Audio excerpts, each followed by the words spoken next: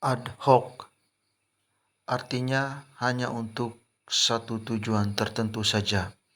Di Indonesia sering kita jumpai istilah hakim ad hoc, yang berarti hakim yang dipilih untuk tujuan khusus, misalnya untuk menangani kasus tindakan pidana korupsi.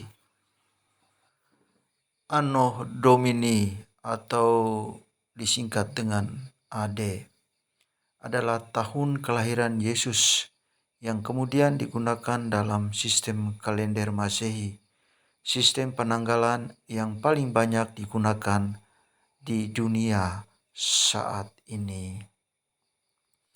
Alea iacta est.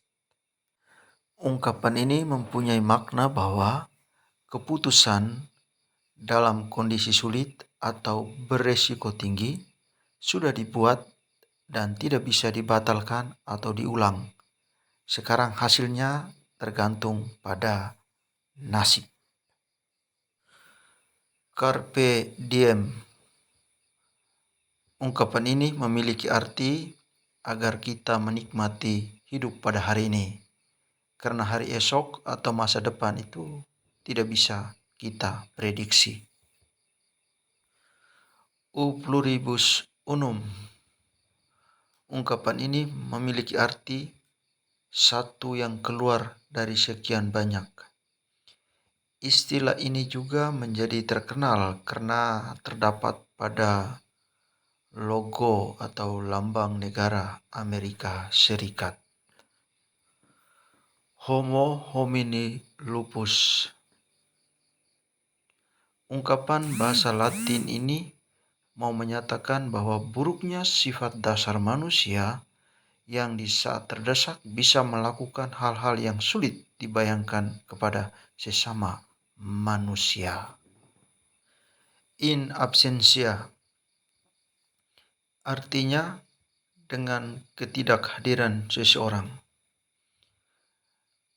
Sering ungkapan ini digunakan dalam istilah hukum, pengadilan in absentia, yang berarti pengadilan dilaksanakan tanpa kehadiran terdakwa.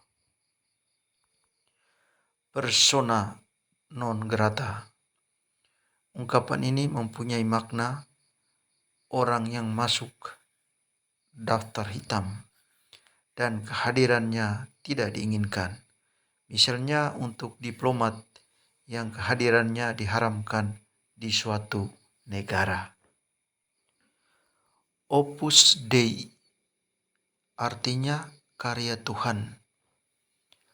Opus Dei juga digunakan sebagai nama organisasi yang berdiri di tahun 1928. Organisasi Opus Dei ini didirikan oleh Pastor Yohanes Escriva dari Spanyol. Tujuannya adalah untuk menyebarkan ajaran gereja.